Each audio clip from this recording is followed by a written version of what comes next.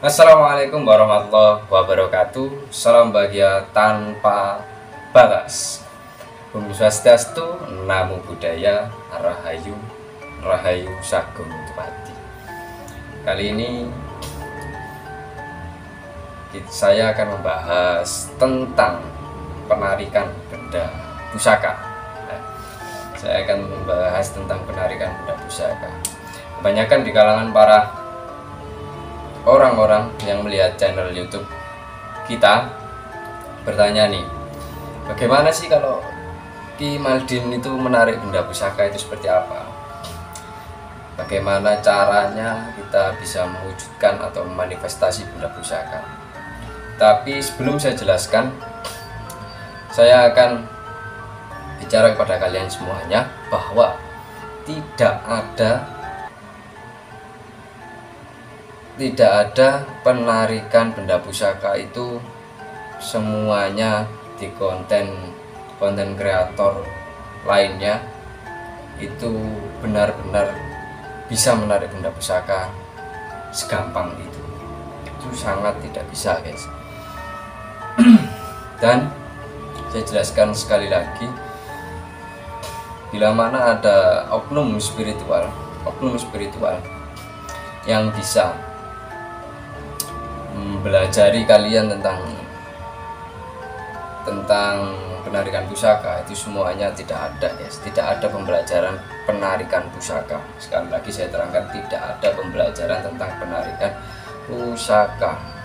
Penarikan pusaka itu adalah suatu bonus ya untuk kita belajar spiritual. Setelah itu kita bisa negosiasi dengan bangsa jin ya. Setelah itu kita bisa memanifestasikan benda tersebut, guys. Seperti itu penarikan pusaka. Nah, penarikan pusaka itu cukup sangat sulit ya, terutamanya kita harus mengerti tentang energi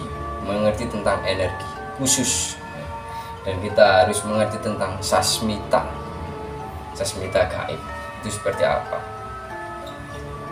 Jika kita ke tempat-tempat angker ya, ke tempat-tempat angker, setelah itu kita ritual di situ, langsung kita bisa menarik pusaka, itu sangat tidak gampang ya, guys. Sangat tidak gampang, itu sangat sulit.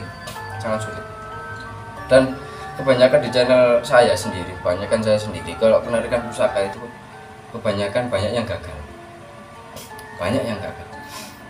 Ntar saya akan rokokan dulu ya.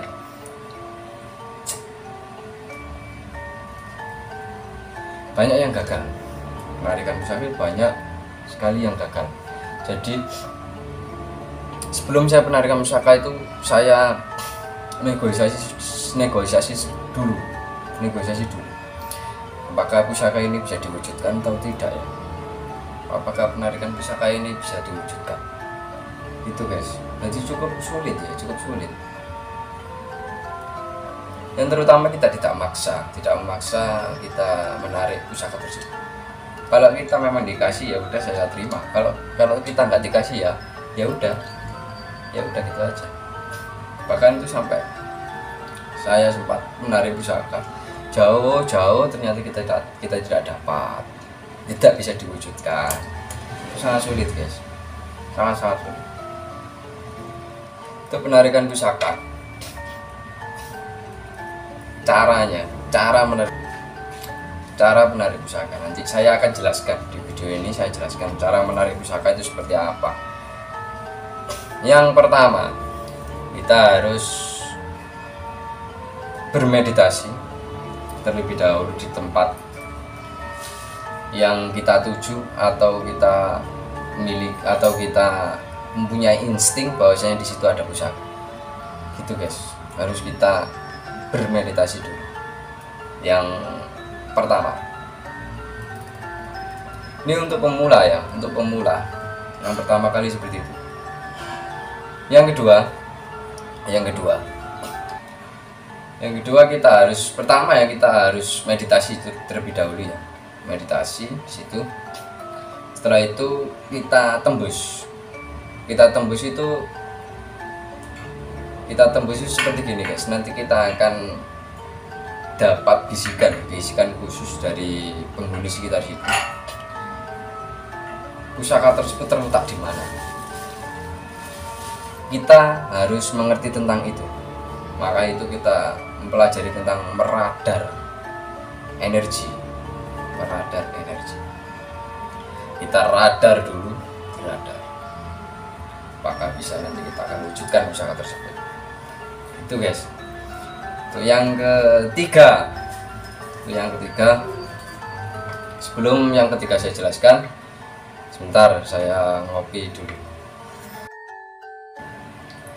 Kembali lagi yang ketiga tadi ya guys ya. Yang ketiga, kita harus mengerti tentang energi, atau kita harus mengenal tentang elemen, beberapa elemen. Khususnya bagi kalangan spiritual tahu tentang adanya energi atau elemen-elemen khusus yang kita harus pahami untuk menarik benda pusaka. Yang keempat, kita harus memiliki power. Ya, kita harus memiliki power. Yang khususnya terlebihnya itu kita harus memiliki power, entah itu power tenaga dalam atau power spiritual batin kita untuk bisa menarik benda pusaka tersebut. Dan kita harus wajib percaya atau percaya diri untuk kita bisa mendapatkan pusaka tersebut. Gitu guys. Setelah kita ke tempat angker, kita ritual bernegosiasi. Itu harus bernegosiasi kepada bangsa jin yang ada di situ. Begitu guys. Kalau baiknya bisa kita menggunakan tubuh mediator, tapi mediator juga itu cukup bisa manipulasi pikiran kita. Jadi kita tidak boleh 100% percaya dengan tubuh sang mediator. Terkadang pula itu kita gagal memahami tentang adanya sang mediator. Jadi kita harus bisa menelaah pemikiran sang mediator. Itu guys. Setelah kita bernegosiasi, kita apakah boleh mengambil pusaka tersebut? Boleh mengambil pusaka tersebut. Kebanyakan ada yang mengatakan seperti ini. Jika penarikan pusaka itu harus kita puasai dulu ya. Harus kita puasa dulu, harus kita tirakat dulu untuk menarik pusaka tersebut. Ya, itu memang benar guys, memang benar. Kita harus mempuasai terlebih dahulu, setelah itu kita tarik pusakanya. Itu tentang pembahasan pusaka ya, tentang penarikan pusaka. Jadi saya tegaskan lagi, tidak ada perguruan manapun yang mempelajari tentang menarik pusaka, tidak ada. Ini saya kasih tahu tentang caranya saja, bukan saya mengajari kalian untuk menarik pusaka, tidak guys. Itu yang kedua, kita akan membahas tentang kesurupan ya. Kita akan membahas tentang kesurupan. Kesurupan itu apakah benar-benar dimasuki oleh jin atau tidak? Kesurupan itu ada berbagai banyak hal, berbagai banyak jenis. Ada yang dissociative disorder, ada yang kesurupan dengan amarah kita sendiri, ada yang kesurupan dengan sakit hati, itu ada guys. Terlebihnya untuk kalian semuanya, saya tegaskan kembali tentang kesurupan ya, tentang kesurupan. Itu kesurupan itu kalau orang kesurupan, itu harus kita telaah dulu. Jangan langsung kita percaya bahwasanya dia memang benar-benar kerasukan oleh jin. Kita harus bertanya tentang jin tersebut ya, atau bertanya tentang bentar guys. Bertanya tentang cara kesurupan tersebut itu seperti apa. Terus habis itu kita bertanya di situ dengan pertanyaan-pertanyaan khusus. Harus kita bertanya tentang pertanyaan-pertanyaan khusus, dan tidak bisa langsung kita sadarkan dengan mudah. Itu sangat susah guys ya. Kita harus mengerti tentang semuanya.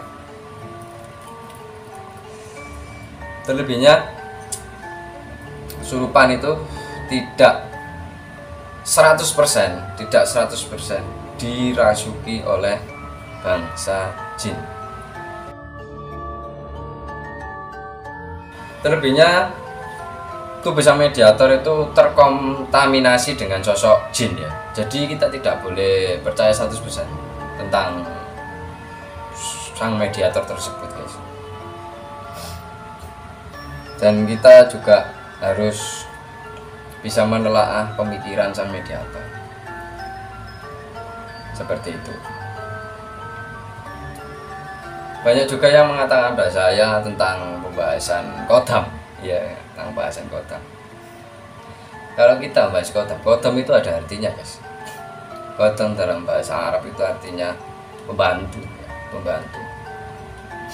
Terkadang kita juga kejauhan lah untuk kita bahas tentang kodam. Kodam itu seperti apa? Perewangan, kalau orang Jawa mengatakan perewangan. Jangan 100% lah percaya tentang perewangan-perewangan atau kodam-kodam. Terlebihnya kita belajar aja tentang al-hikmah, hikmah spiritual, tentang berbagai pengobatan alternatif, tentang terapi khusus tentang spiritual dan kerohanian spiritual. Kita harus pelajari itu guys. Jangan kita pelajari yang tidak logis, karena percaya mistis itu harus dengan logis.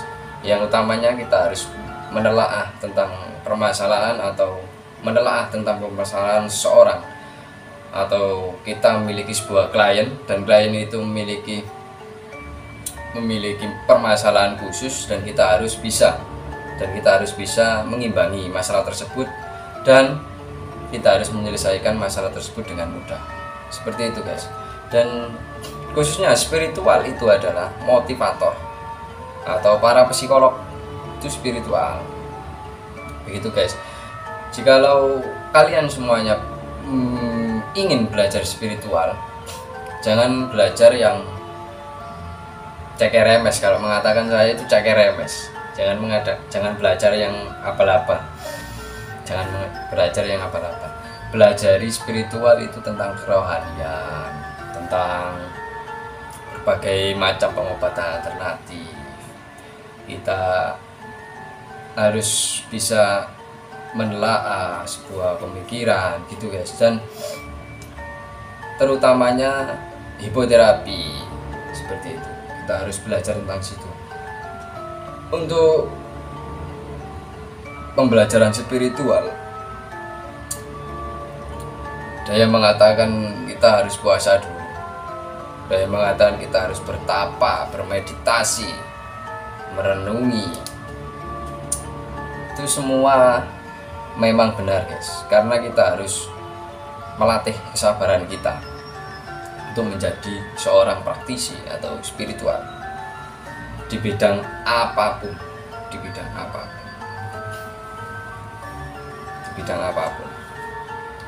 Dan selebihnya pembelajaran spiritual memang cukup sulit ya, dan ada batas-batasnya, dan ada tingkatannya.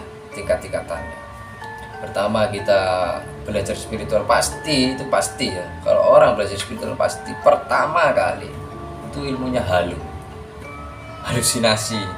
Insting kita itu terhalusinasi dengan iming-iming memiliki kodam, memiliki apa dan apa saja itulah.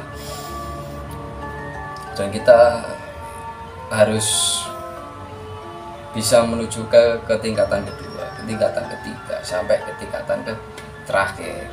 Seperti itu guys, kalau kita belajar tentang spiritual.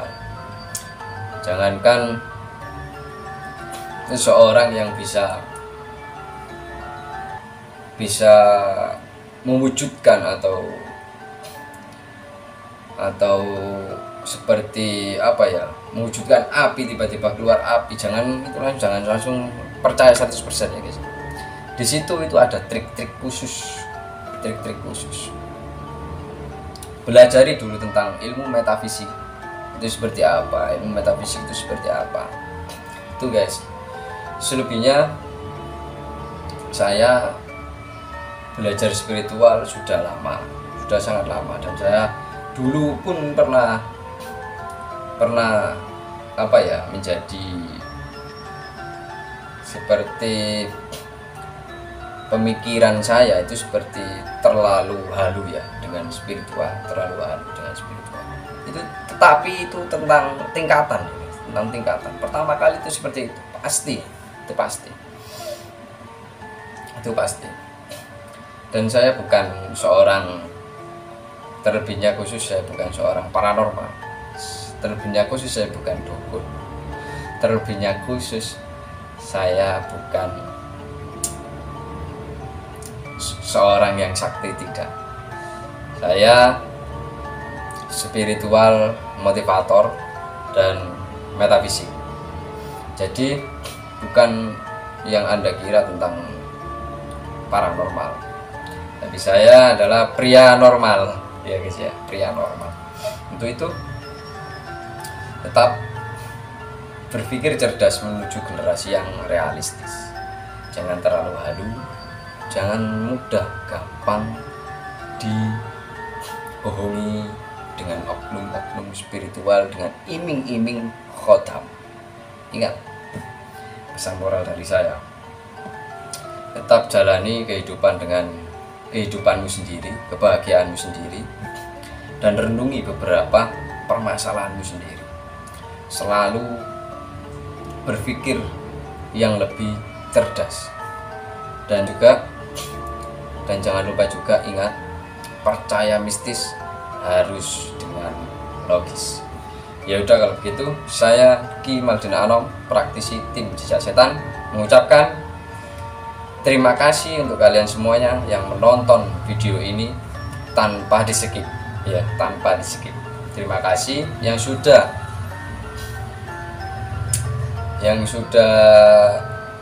mendukung channel-channel tim jejak setan untuk berkembang lebih pesat. Saya berterima kasih pada kalian semuanya. Tanpa ada kalian, saya tidak akan bisa seperti ini. Terima kasih. Salam Rahayu, salam budaya. Assalamualaikum warahmatullahi wabarakatuh.